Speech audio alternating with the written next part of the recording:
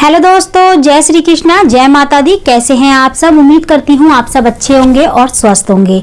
आज इस वीडियो में हम आपके साथ शेयर करने वाले हैं करवा चौथ का व्रत पहली बार कैसे शुरू करें, सरगी कब लेनी चाहिए, सरगी क्या जरूरी है लेना, सरगी लेते वक्त किन बातों का ध्यान रखना चाहिए, सरगी किस वक्त लेनी चाहिए, चांद को अर्घ कैसे देना चाहिए, इस व्रत में कौन कौन से नियम होते हैं, संपूर्ण जानकारी इस वीडियो में हम आपके साथ आज शेयर करेंगे। तो देखिए, करवा चौथ का व्रत पहली बात तो अगर आपके घर में बड़े हैं, आपकी सासू माँ है, आपकी जिठानी है, नंद हैं, आप उनसे पूछिए पहले। अगर वो नहीं रखते और आप खुद रखना चाहती हैं या फिर उनको इतने नियम नहीं पता या फिर आप खुद जानना चाहती हैं कि मैं देख के और अपने तरीके से व्रत करूं, और तो आप इस तरीके से कर सकती हैं। वैसे मैं तो पहले यही कहूँगी कि आप पहले अपने घर के बड़ों से पूछिए, उसके बाद जो है ना ये व्रत शुरू करिए। अगर आपके घर में कोई बड़ा नहीं है, समझाने वाला नहीं है या बताने वाला नहीं है, तो फिर उसके बाद आप ये सब नियम कर सकते हैं। तो देखिए क्या करना है। अगर आप पहली बार करवा चौथ का व्रत कर रही हैं ना, तो पहली बार जो करवा चौथ का सामान होता है, जो सुहाग का सामान होता है, करवे होते हैं, मिठाई वगैरह, पूरा श्रृंगार का सामान, साड़ी जो लड़की पहनती है ना, वो मायके से आता है। ठीक है, तो पहली करवा चौथ पे होता है, हमेशा नहीं होता, ये सिर्फ पहली करवा चौथ पे होता है।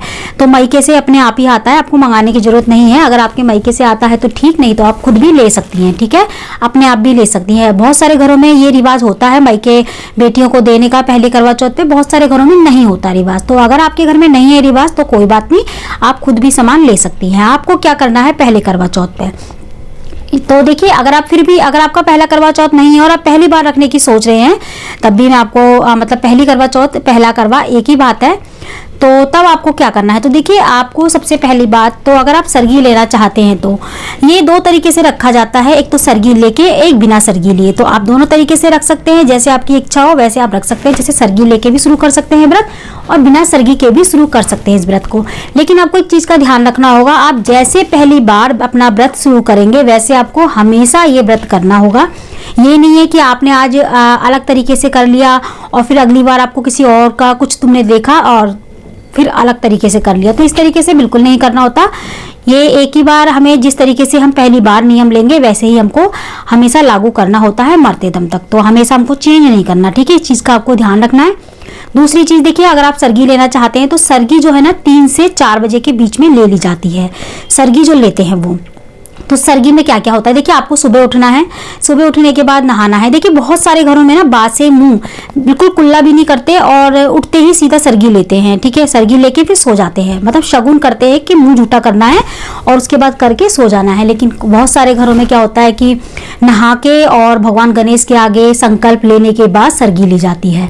तो आप दोनों तरीके से कैसे भी कर सकते हैं, बात से मुँह भी ले सकते हैं, नहाने के बाद भी ले सकते हैं सरगी।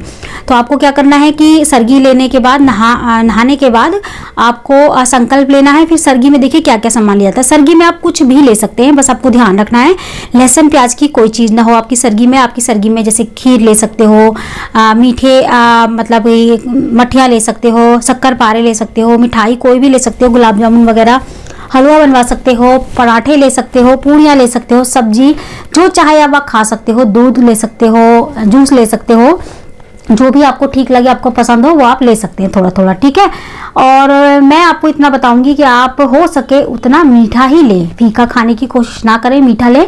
अगर आप फीका खा लोगी, पराठे खा लोगी, पूरी सब्जी खा लोगी, तो उससे क्या होगा कि आपको फिर व्रत पे बहुत ज़्यादा प्यास लगेगी। तो इसीलिए इसमें मीठा ही खाएं, आप हो सके जितना मीठा खाएं, फीका अवॉइड करें।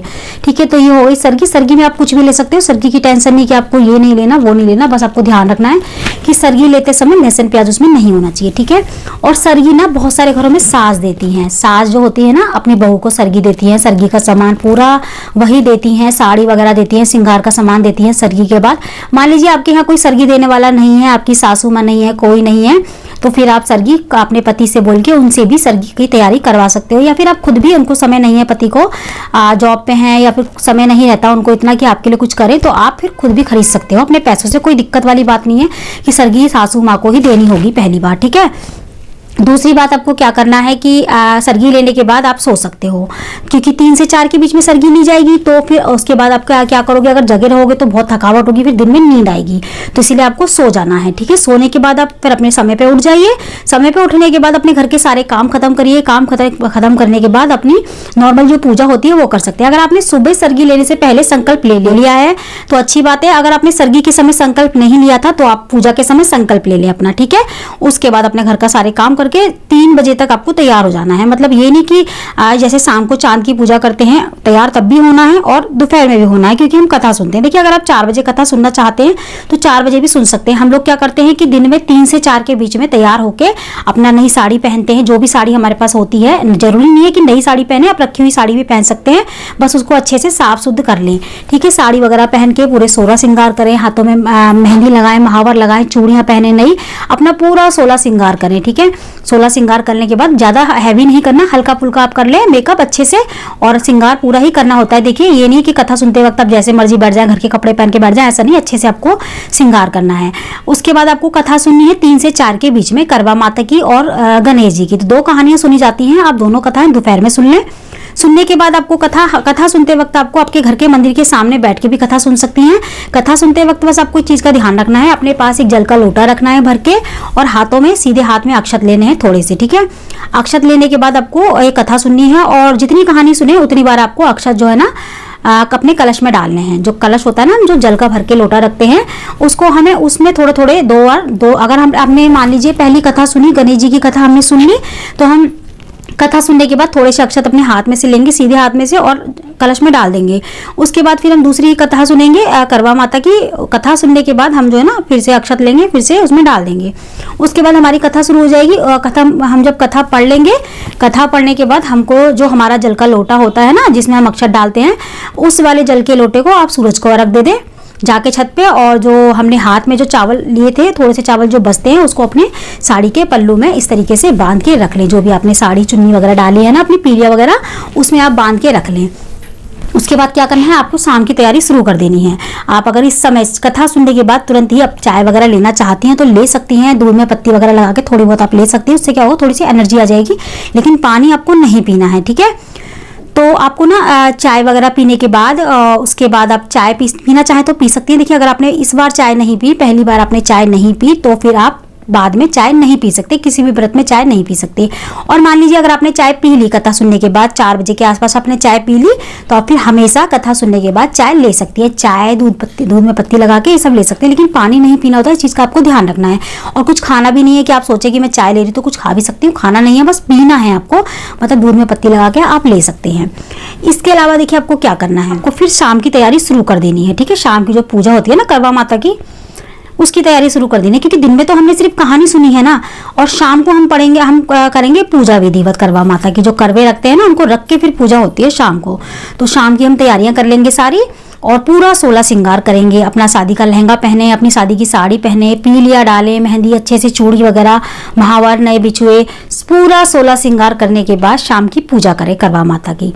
करवा माता की पूजा में आपको क्या करना है कि एक अठ्यावरी निकालनी होती है माता के नाम की, मतलब बायना निकालना होता है, साड़ी श्रृंगार निकालना होता है। बाकी पूजा विधि की जितनी भी वीडियो है ना हमारे चैनल पे आपको मिल जाएंगी सारी, की पूजा कैसे करनी होती है शाम को, दोपहर की कथा कैसे सुननी होती है, शाम की पूजा कैसे होती है, ये सारी वीडियो आपको हमारे चैनल पे ऑलरेडी मिल जाएंगी। मतलब मैंने डाल चुकी हूँ, मैं ये सारी वीडियो मैंने डाल दी है, तो आप पूजा विधि वगैरह की वीडियो देख सकते हैं कि पूजा कैसे की जाती है, ठीक है। तो पूजा आप कर लें। उसके बाद पूजा करने के बाद अपना बायना जो आपने निकाला है सासू माँ के लिए वो निकाल लें। निकालने के बाद माता रानी को चढ़ाएं, चढ़ाने के बाद पूजा करने के बाद चढ़ाएं। उस वक्त आपको शाम के वक्त सिर्फ आरती करनी है, गणेश जी की आरती करनी है और आपको करवा माता की आरती करनी है। आरती करने के बाद उसके बाद बायना निकाल के मिनस के अपनी सासू माँ को दे दें, या सासू माँ नहीं है तो मंदिर में जाके दे के आ सकते हैं। और इसके बाद बायना जब आपका निकल जाए, उसके बाद जब चांद निकल जाए तो चांद को अर्घ दे दें। चांद को अर्घ देने की वीडियो भी हमने अपने चैनल पे डाल दी है, आप जाके देख सकते हैं। तो पूरी सुबह से लेके शाम तक आपको करवा चौथ के व्रत में यही करना होता है, कुछ ज़्यादा खास नहीं होता। बस जैसे हमेशा जो व्रत निर्जला जितने भी व्रत आपने देखे होंगे, बट सावित्री का व्रत हुआ, हरतालिका तीज हुई, और भी बहुत सारे व्रत होते हैं सुहाग के लिए, तो ये व्रत वैसा ही होता है बिल्कुल। और ये व्रत भी अपनी सुहाग की लंबी आयु के लिए रखा जाता है, करवा चौथ का व्रत। व्रत। तो आप करवा चौथ का व्रत इस तरीके से शुरू कर सकते हैं अगर आप पहली बार करने की सोच रहे हैं या कर रहे हैं। ठीक है, तो आप चांद को अर्घ देने के बाद उसके बाद अपने पति की पूजा करें, पति को पूजें, तिलकवादी वगैरह लगाएं, उनके पैर छुएं, उनका आशीर्वाद लें। उसके बाद उनके ही हाथों से अपना व्रत का पारण कर ले। मतलब पहले थोड़ा मीठा खाना है, चांद को रख देने के बाद थोड़ा मीठा खाने के बाद, और फिर थोड़ा सा जल ले लें, तो आपका व्रत का पारण हो गया। उसके बाद आप जो आपने बनाया हो पकवान वगैरह वो आप सब कुछ खा सकते हैं। तो इसी तरीके से रखा जाता है करवा चौथ का व्रत। तो आज की वीडियो में इतना ही। मैं मिलती हूँ आपसे अगली वीडियो में ऐसी ही अच्छी सी एक और वीडियो के साथ। जब तक के लिए जय माता दी, राधे।